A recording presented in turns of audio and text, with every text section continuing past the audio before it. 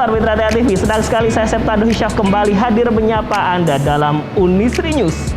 Universitas Slamet Riyadi Surakarta kembali akan menghadirkan informasi penting untuk Anda.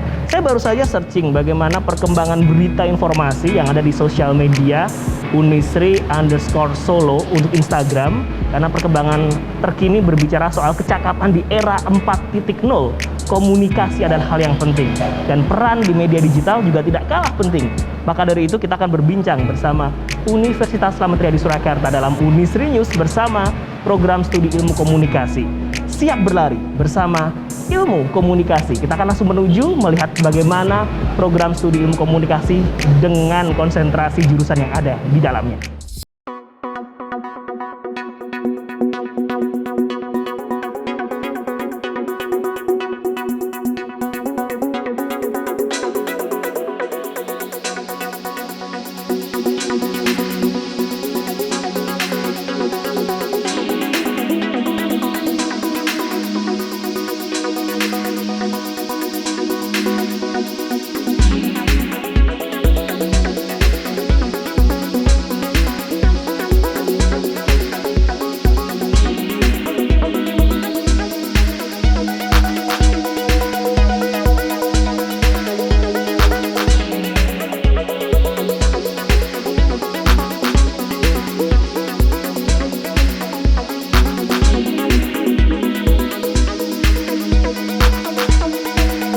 Tapi kita akan ngobrol sebetulnya siap berlari bersama ilmu komunikasi Unisri. Pemberhentian berlari saya ada di fotografi sekarang. Apa kabar Pak Muaz?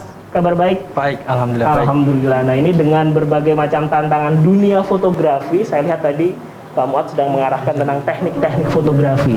Sebetulnya kompetensi apa yang memang diperlukan untuk dunia fotografi saat ini Pak Muaz? Kompetensi sekarang menurut saya di era industri 4.0 saat ini, menurut saya yang punya skill fotografi itu seperti punya nilai plus tersendiri. Misalnya dia bisa selain sebagai hobi, dia juga bisa terjun untuk profesi. Misalnya bisa jurnalistik, terus kemudian fotografi produk, fotografi periklanan, terus kemudian wedding fotografi, ataupun yang sekarang sangat sedang digemari yaitu sebagai konten kreator sosial media. Itu dia pemirsa ya, konten kreator media. Karena sekarang siapa sih yang nggak punya sosmed, bahkan kita sudah bisa punya production house sendiri biasanya seperti itu. Artinya perlu sebuah basic atau teknik fotografi yang harus dimiliki. Artinya tidak sekedar kita selfie saja, tidak sekedar kita naruh di tripod saja, tapi ada tekniknya. Nah, ini rahasianya kalau kita mengambil ilmu komunikasi dengan materi fotografi di Unisri. Apa saja nih Pak untuk yang memang harus diketahui? Yang pertama, mulai dasar-dasarnya dulu. Dasarnya dulu.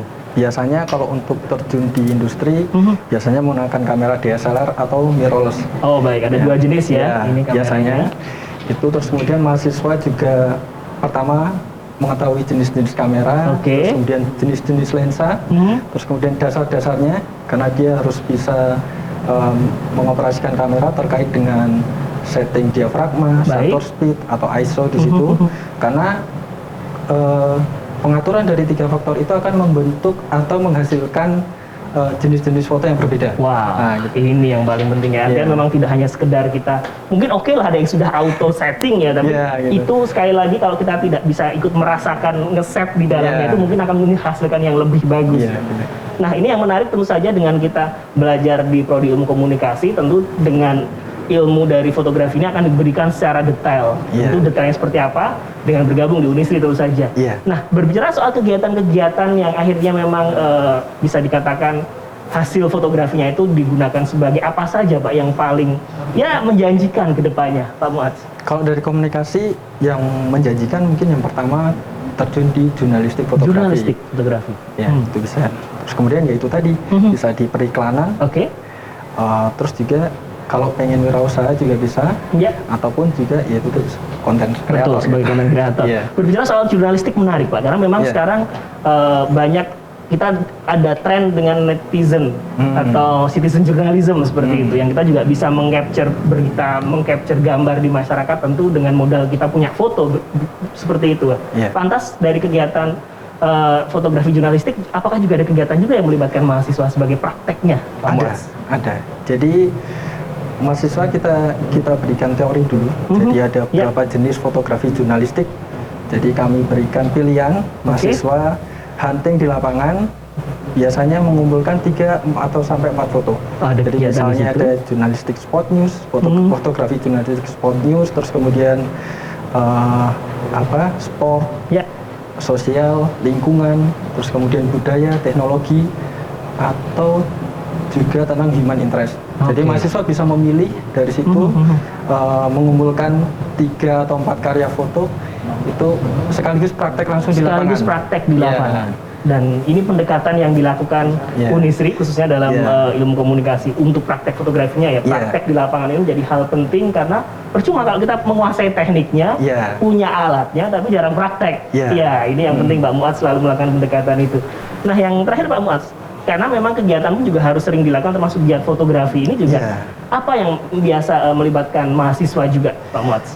Mahasiswa setiap akhir semester UAS itu tradisi di Unisri itu menyelenggarakan giat fotografi. Giat fotografi. Jadi mahasiswa itu dilatih untuk berorganisasi, terus kemudian untuk menyelenggarakan sebuah event fotografi internal antar mahasiswa.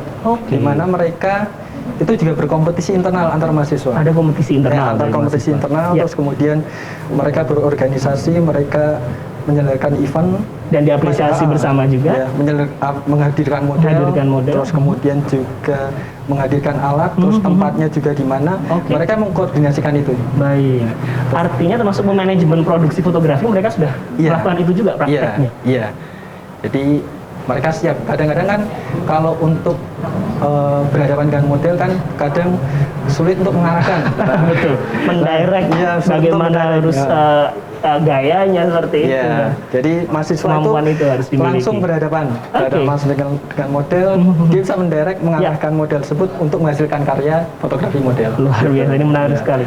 Pak, ini tantangan ke depan Pak, terakhir untuk memberikan sebuah harapan kepada generasi muda kita agar sekali lagi menguasai sebuah media foto dan penggunanya juga tetap bijak dan juga bisa bermanfaat. Apa yang ingin disampaikan Pak Muad? Kalau untuk penggunaan foto agar lebih bijak, ya tentunya mengunggah yang baik-baik saja. Terutama mengunggah karya-karya yang dirasa menarik atau punya layak untuk ditampilkan dan dinikmati oleh masyarakat. Jadi karya-karya yang seni artistik itu biasanya lebih diapresiasi lebih. Betul. Terlebih kalau menghasilkan informasi-informasi juga. Nah, itu tentu saja dapat diawali dengan kita menguasai teknik, menguasai ilmunya dan belajar di ilmu komunikasi khususnya di bidang fotografi di Universitas Slamet Riyadi. Sebelum saya bergeser ke tempat lain, saya sepertinya harus merasakan jepretan langsung Pak Muad. Boleh Pak Muad? Nah, ini teman-teman lagi diskusi. Saya boleh pinjam tempatnya ya? Nah, ini mumpung di sini. Kingkin tadi udah jadi model. Saya sekarang gantian yang jadi model. Siap. Ingin dijepret Pak Muad langsung ya? Siap. Kita akan menuju ke tempat selanjutnya karena memang ada banyak hal di Prodi Ilmu Komunikasi Universitas Slamet Riyadi, Surakarta.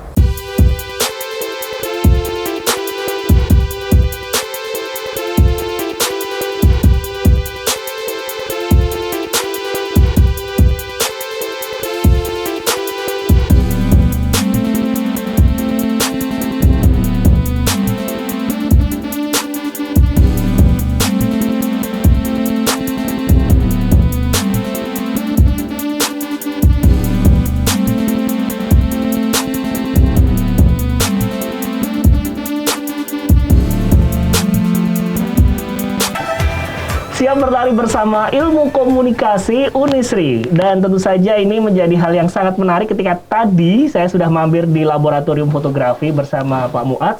Sekarang, wah ini saya sudah berada di Radio Unisri.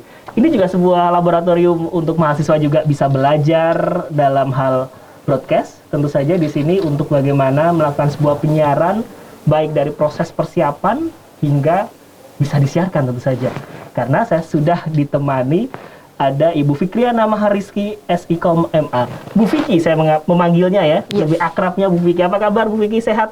Alhamdulillah. Ini suasananya kita lebih kayak yang kekinian banget ya. Kita model-model podcast ini kayaknya menjadi Unisri Podcast juga bakal rilis hari ini juga. Boleh jadi kita coba. Boleh.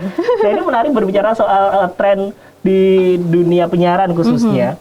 Apalagi dengan hal-hal yang sudah berkembang saat ini. Bu Fiki menilai sebuah potensi atau peluang dunia penyiaran ini seperti apa? Iya, Besar sekali ya peluangnya Ya. saat ini ya, dengan adanya new media, peluang karir bagi mahasiswa komunikasi itu menjadi semakin luas. Oke. Jadi selain peluang karir di media konvensional seperti televisi dan radio yang sudah ada, dan sekarang beralih ke dunia digital, ada pula new media seperti kalau podcast gitu kan ya. Ya, itu jadi kesempatan bagus bagi mahasiswa komunikasi. Gitu. Jadi silahkan. Nah, ini dia. Dan di Unisri ini sudah lengkap sekali. Ada laboratorium tadi, fotografi, dan sekarang ini adalah bisa dikatakan laboratorium juga ya ini ya, untuk praktek mahasiswa. Kalau berbicara tentang kompetensi yang harus dimiliki, kayaknya memang cara mungkin akan berbeda ya. Ketika saya dulu belajar siaran 5-10 tahun yang lalu misalkan, dengan kondisi sekarang akan berbeda tuntutannya dan kompetensinya. Sebetulnya kompetensi sekarang yang harus dimiliki apa nih Bu Vicky?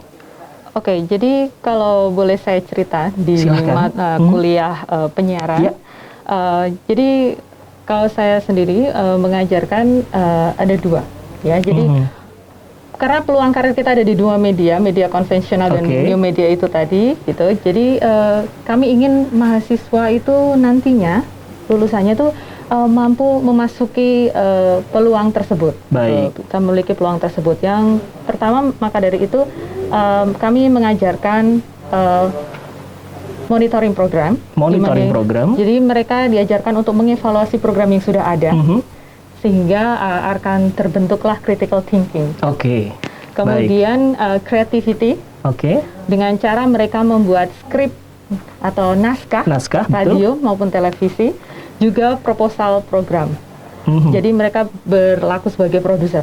Kemudian confidence, kepercayaan diri itu penting sekali. Betul. Bagi mahasiswa komunikasi, mereka dilatih dengan menjadi announcer atau host seperti Mas Andu saat seperti ini. Yang saya coba sekarang di sini ya, artinya critical thinking, creativity, dan confidence. Betul sekali. Itu 3C yang memang dibutuhkan untuk era 4.0 sekarang. Sangat. Prakteknya sekarang ini ya, tentu saja dengan mahasiswa Unisri yang sudah bergabung di sini, tentu sangat bersyukur dengan fasilitas yang ada.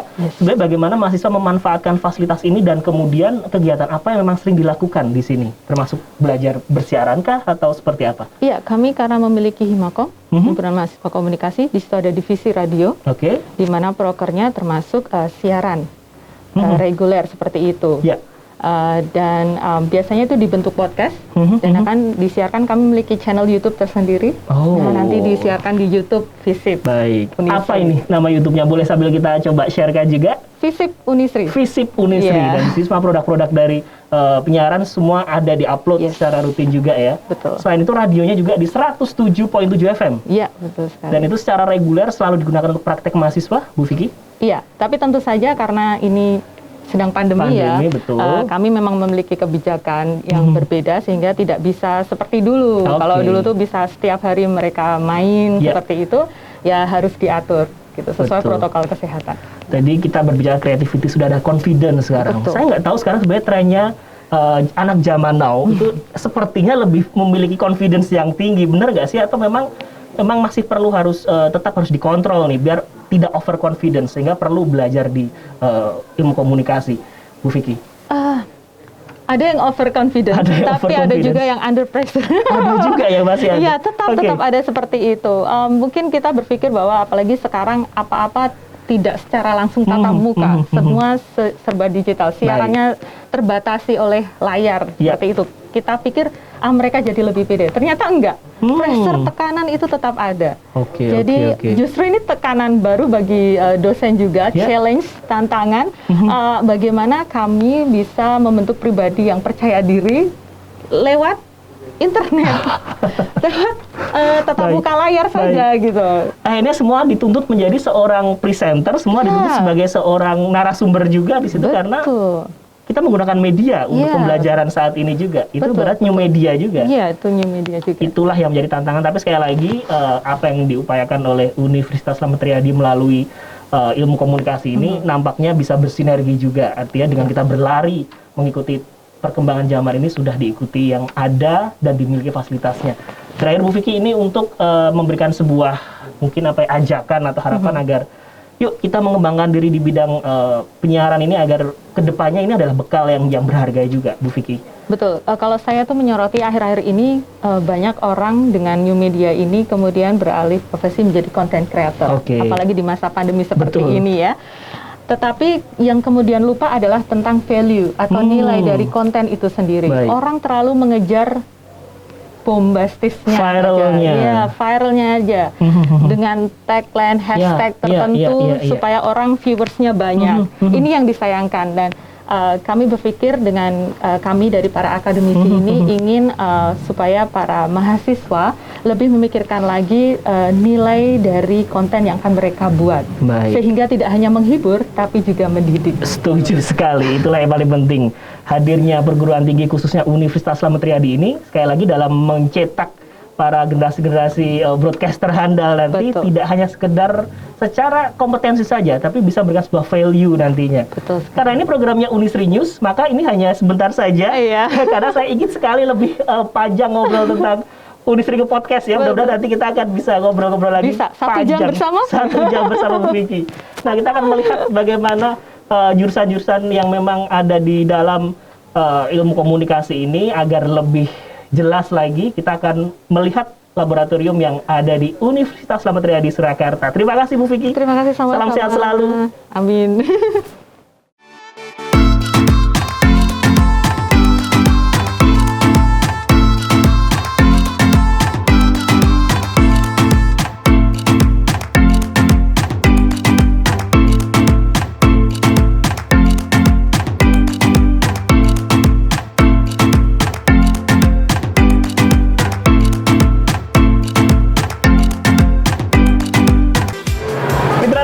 Masih siap berlari bersama ilmu komunikasi Unisri. Tentu sudah banyak hal yang kita ketahui bersama saat tadi sudah jalan-jalan di laboratoriumnya, kemudian ngobrol-ngobrol melihat praktek mahasiswa. Tidak lengkap berbicara tentang ilmu komunikasi, pasti di dalamnya ada sebuah ilmu yang namanya periklanan atau advertising. Nah, saya sudah bersama Bu Estu Widiawati FIKOM, dosen dari Unisri khususnya untuk mata kuliah periklanan. Salam sehat, kabar baik? Alhamdulillah sehat. Bu Estu, dan tentu saja ini kalau melihat perjalanan atau gambaran kondisi sekarang, siapa sih yang nggak butuh sebuah media promosi, advertising, dan lain sebagainya. Secara singkat barangkali Bu Estu kalau melihat advertising atau periklanan ini seperti apa memahaminya dengan kondisi kekinian, Bu Estu? Baik, tentunya ya ini juga sekaligus menjadi gambaran bagaimana mata kuliah periklanan di Unisri. Secara teoritis memang kami pada dasarnya akan mendeskripsikan kepada mahasiswa bahwa periklanan itu sebenarnya sudah jauh berkembang dari tahun 1990-an, dari mulai media cetak, dari media televisi. Kemudian perkembangannya hingga saat ini tentu saja dengan sangat lekat dengan era digital. Bagaimana kemudian muncul digital advertising, sebagai suatu revolusi dari sebuah periklanan. Nah, tentunya seperti itu memang akan kita concernkan dalam mata kuliah periklanan ini. Oke, ini menarik ya berbicara tentang digital advertising. Tentu yang harus kita pahami tetap ada ilmunya, ada prosesnya. Artinya tidak semua orang sekedar mempromosikan sesuatu disebut sebagai advertising, tapi ada kaidah-kaidahnya. Ada 2 poin sepertinya untuk mempersiapkan sebuah advertising yang baik itu seperti apa yang biasa dilakukan di perkuliahan. Oke, baik. Jadi dalam mata kuliah periklanan ini ada 2 aspek dari teoritis yang tentang sejarah, fungsi dan peran sebagainya tadi. Yang kedua adalah secara aplikatifnya. Artinya mahasiswa di sini dipandu untuk melakukan pertama riset media tentu saja karena riset penting. Riset media itu penting. Kemudian riset audiens. Nah, kedua ini sebagai kunci untuk nanti melakukan penyusunan perencanaan kegiatan periklanan. Nah, kemudian turunan dari mata kuliah periklanan ini nantinya akan ada produksi iklan. Artinya mahasiswa juga akan dituntut untuk memproduksi iklan, baik itu berupa iklan untuk televisi, untuk radio, terutama untuk media sosial. Untuk media digital yang memang sekarang sudah bisa berkembang juga. Nah, tentu inilah yang penting ketika kita tidak belajar di perguruan tinggi khususnya di Unisri, kita tidak tahu bagaimana proses riset media, kemudian riset target audiens, target market juga itu harus diketahui. Artinya yang harus kita setelah mempelajari itu dalam proses produksi ini pun apa yang harus dimiliki kompetensi atau yang diberikan dalam mata kuliah periklanan? Baik, jadi dalam program pembelajaran ini nantinya kita berdasarkan pada project base project Base learning. project learning, oke. Jadi artinya dalam masa perkuliahan mahasiswa tidak hanya pasif untuk mendengarkan ceramah dosen, tetapi juga dibuat aktif untuk mencari materi itu dengan pengerjaan proyek-proyek. Nah, nantinya diharapkan dengan adanya mata kuliah ini mahasiswa nanti setelah lulus diharapkan memiliki kompetensi-kompetensi yang mumpuni, terutama di bidang industri periklanan. Bisa mereka menjadi konsultan advertising, bisa menjadi media sosial analis seperti itu, atau content writer. Nah, inilah menjadi satu prospek ke depannya ya, kalau kita memang sudah memahami tidak hanya proses produksinya saja, bahkan teori risetnya ini yang penting. Betul. Sehingga media yang dibuat ini efektif, tidak asal buat dan ternyata tidak sesuai tepat sasaran juga. Betul. Tantangan ke depan kira-kira Bu Estu melihat sebetulnya untuk anak-anak zaman now nih kira-kira seperti itu dalam merespon sebuah media advertising seperti apa? Karena kalau kita lihat belanja iklan terus naik dari tahun ke tahun. Artinya memang anak-anak zaman sekarang ini sudah melihat itu sebagai potensi yang besar atau masih perlu diarahkan nih Bu Estu? Oke, mengingat perkembangan teknologi itu pada akhirnya ada 2 poin, ada plus minusnya. Setuju. Plusnya adalah mereka bisa lebih berkembang, belajar tanpa batas ruang dan waktu. Tetapi di sisi lain kita juga harus mempersiapkan bagaimana dengan beriklan secara beretika. Artinya tidak asal mempromosikan suatu barang, tidak asal mempromosikan suatu kegiatan jasa, tapi harus ada etikanya. Nah, itu kemudian ada nanti literasi digital juga di dalam periklanan.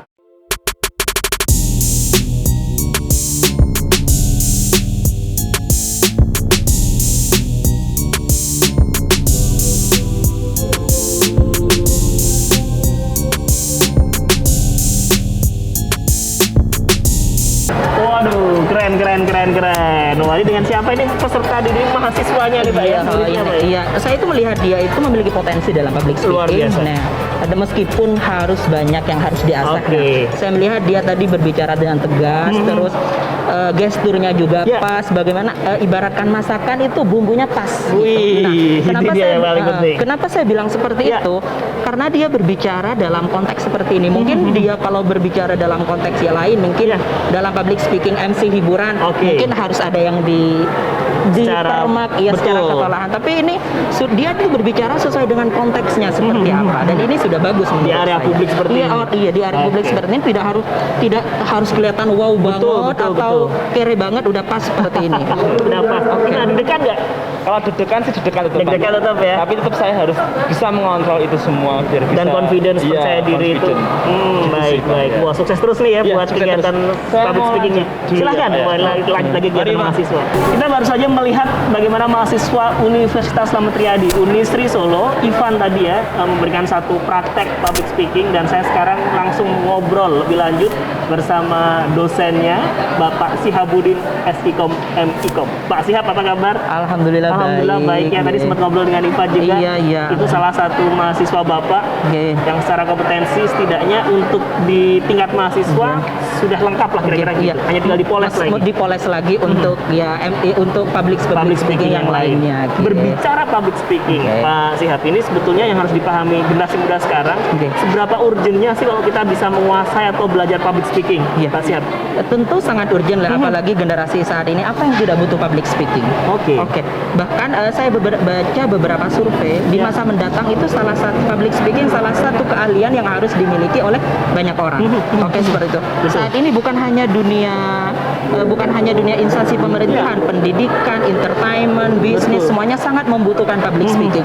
Maka dari itu saya kira public speaking itu salah satu harus yang ada di list untuk dikuasai. Kompetensi yang harus kita punya. Untuk menuju masa depan yang lebih cerah seperti. Nah, berbicara public speaking kan memang luas sebetulnya. Sangat luas. Baru saja contoh dari Ivan public speaking di area publik untuk mereportasekan sesuatu. Lebih dari itu sebenarnya public speaking ada jenis-jenis apa lagi, Pak Sihab? Kalau public speaking itu secara garis besar mungkin menurut saya bisa dibagi 3. Ada public speaking formal, ada non formal dan semi formal. Nah, kalau kita berbicara public speaking speaking itu sangat luas sekali. Betul. Nah, yang penting intinya apa? Public speaking itu adalah berbicara di depan publik. Baik. Nah, berbicara di depan publik itu tidak gampang loh. Setuju. Gitu. Tak semua orang berbicara itu. Iya. Semua orang mungkin bisa berbicara di depan publik, tapi tak semua orang bisa membuat orang tertarik untuk mendengarkan apa yang kita bicarakan di depan publik. Itu adalah inti public speaking. Nah, dan agar public speaking kita menarik di depan orang, salah satunya kita harus memahami apa itu retorika. Oh, betul. Nah, Retorika itu, ya. Ada menguasai. Oke, retorika. Iya, betul. Nah, selain retorika tentunya kita harus memahami komunikasi nonverbal kita seperti apa di depan orang. Busana kita yang kita pakai sesuai tidak dengan jenis public speaking kita yang kita gunakan gitu. Dan tidak lupa pula dengan lirik. Kalau dalam musik itu lirik ya, apa ya bahasanya ya. Itu kita sesuai menyesuaikan. Pemilihan kata. Oke, misalnya gini, saya kalau diundang menjadi MC atau presenter acara anak-anak, ya mungkin saya harus berbicara dengan bahasa yang mudah dipahami oleh anak-anak, dengan stylenya. Bahasanya, halo adik-adik, apa kabar? Dan berbeda jika saya diundang di depan mungkin orang-orang yang mau belajar agama, jamaah itu kan juga sudah berbeda. Itulah public speaking. Betul. Nah, ini menarik Mitra TV ya, khususnya apabila kita belajar public speaking di Unisri, tentu dari program ilmu komunikasi ini sangat lengkap. Pendekatan apa yang sering Pak Syihab berikan kepada mahasiswa agar tadi sebenarnya menumbuhkan confidence itu tidak gampang, Pak? Yes, betul sekali. Kalau saya kadang menyuruh mahasiswa untuk berbicara dulu di depan cermin dulu. Oke. Nomor satu depan cermin, karena kalau dengan di depan cermin kita bisa melihat kekurangan kita dan kelebihan kita. Nah, mungkin salah satunya dari mimik muka kita pas nggak dengan orang. Betul. Artikulasi juga kita bisa latihan vokal di depan cermin. Nah, selain itu, selain kita berlatihan di depan cermin, saya kadang meminta mahasiswa untuk latihan di depan teman-temannya sendiri. Oke. Nah, selain di depan teman-teman sendiri, saya nanti akan memberikan tugas pada mereka untuk berbicara di mana? Di depan orang yang tidak mereka paham, yang tidak mereka kenal. Tidak dikenal. Oke. Karena disitulah nanti adrenalinnya akan benar-benar diuji. Betul. Kalau di depan teman-teman kan mereka mungkin sudah paham karakternya, pengetahuannya, jadi agak lebih mudah. Tapi kalau sudah berbicara di depan orang yang baru dikenal, nah itulah adrenalinnya dan itulah public speaking benar-benar diuji. Waduh, keren ini ya. Bagaimana kalau jadi mahasiswanya Pak Syihab ini tentu lengkap sekali pembelajaran yang didapat, pengalamannya juga banyak. Nah, ini mungkin yang sering Pak Syihab berikan kepada mahasiswa untuk praktek yang sering dilakukan, salah satunya Ivan tadi misalkan. Yang lain apa lagi, Pak, yang sering saya dilakukan? kadang meminta kalau saya meminta sama mahasiswa, saya kan public speaking itu luas. Jadi saya tidak meminta kamu harus MC, tidak. Kamu minatnya di public speaking apa? Karena di Unisri ini public speaking adalah mata kuliah dasar yang nanti akan kita mempelajari penyiaran, ada teknik presentasi, ada komunikasi publik dan sebagainya. Tinggal pengen kemana nantinya? Pengen kemana? Jadi saya mengajari dasar-dasarnya saja untuk membangun confidence mereka. Nomor satu, agar berbicara di depan publik itu enak. Terakhir Pak Syihab, ini untuk artinya ke depan harapan buat generasi muda kita, berani berbicara pun juga harus diimbangi dengan menyampaikan yang baik-baik, tidak over speak yang negatif lah misalkan. Apa yang ingin disampaikan? Kalau yang saya sampaikan ya kita harus tahu diri lah. Nah, satu kita harus banyak membaca. Nomor satu itu harus loh, pengetahuan itu penting. Dua, dan kita harus tahu etika. Nah, etika public speaking itu penting. Dan tiga, confident boleh, tapi jangan over confident. Karena kalau kita over confident itu bisa membunuh seorang public speaker itu sendiri. Betul. Terima kasih sekali waktunya Pak Syihab. Sehat selalu. Sehat selalu. Terima kasih sekali. Ya, Mitra TV masih di Unisri News. Setelah tadi kita melihat fasilitas dari laboratorium ilmu komunikasi, kita ngobrol-ngobrol dengan jurusan-jurusan atau mata kuliah yang sudah kita bincangkan sebelumnya. Ini memang menarik kalau kita melihat dalam dunia akademis, dunia ilmiah. Sekali lagi semua dasarnya harus dengan metodologi, dengan proses penelitian yang ilmiah sekali lagi. Sehingga apa yang kemudian dikontribusikan ke masyarakat benar-benar dapat dipertanggungjawabkan. Inilah yang akan kita bahas. Saya sudah bersama pengampu teori dan penelitian komunikasi. Saya mungkin lebih akrab menyapa dengan Mas Lukas. Siap, Mas Ando. Apa kabar dengan Mas Lukas, Mas Herona, Esos M Ikom? Terima kasih. Ini agak lebih santai kita ngobrolnya di taman ini. Tentu dengan berbagai macam proses pembelajaran seperti yang tentu menjadi satu iklim di sebuah perguruan tinggi. Iklim akademis ini memang dasar dari apa yang dilakukan harus sesuai dengan apa yang dapat ditanggungjawabkan, metodologi penelitiannya, teorinya. Apa yang harus dipahami terlebih dahulu ini untuk kita memahami bahwa proses ilmiah itu harus diawali dengan ilmiah juga, Mas Lukas. Ketika mahasiswa lulus dari SMA, kemudian mereka mengalami kehidupan perguruan tinggi, rata-rata itu mereka itu yang pasti kurang adalah menulis akademik. Oke. Nah, jadi ini kalau tidak diperbaikin sejak awal, ini nanti akan jadi masalah, yaitu tingkat kelulusan dari mahasiswa itu sendiri akan jadi lama karena mereka tidak tahu caranya, metodologinya nggak tahu, teorinya nggak tahu, dan paling dasar adalah nulis akademiknya nggak tahu. Makanya di sini di Unisri itu kita betul-betul fokus untuk masalah teori penelitian.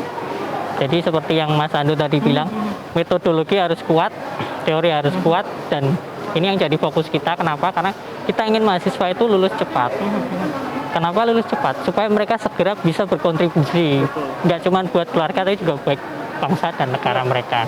Jadi itulah kaitan antara kenapa teori dan metodologi itu penting, seperti yang Mas Andu bilang tadi, dan kaitannya dengan nanti kehidupan mahasiswa-mahasiswa kita setelahnya, seperti itu. Artinya memang orang mengatakan lulus SMA ini menghadapi kehidupan yang sebenarnya. Iya betul, Sandu. Nah, betul. dengan hal-hal yang sudah diawali dengan metodologi teori ini sebenarnya kekhawatiran orang tua kan sederhana. Anak saya sudah kuliah, kapan lulusnya, kapan kerjanya, itu kan jadi sebuah hal yang mungkin menjadi harapan orang tua juga para mahasiswa. Artinya peran itu sejauh apa konkretnya dengan kita menguasai teori dan metodologi itu akan betul-betul membantu proses kita pembelajaran, Mas Lukas? Nah, betul. Jadi seperti ini, ketika kita mengerti proses berpikir ilmiah atau menulis akademik, jadi ketika konkretnya di dunia nyata, ketika kita menghadapi masalah, yang paling tren adalah ketika kita menghadapi hoax. Nah, kita nggak akan langsung submit and share. Nah, kita nggak akan langsung ikut-ikutan nge-share itu, tapi kita bisa langsung cek ke media yang independen, yang memang terverifikasi, seperti TV gitu kan, websitenya, atau mungkin ke koran atau media yang memang benar-benar memiliki standar, kredibel, memiliki standar jurnalistik yang benar.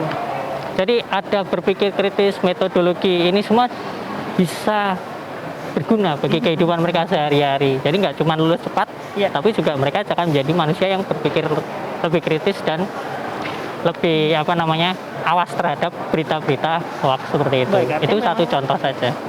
Teori kemudian metodologi ini sebagai basic mengawali konsep berpikir ya, artinya seperti itu ya. Artinya dalam kita memulai konsep berpikir, kalau sudah punya teorinya dan metodologinya akan lebih tertata, kira-kira seperti itu.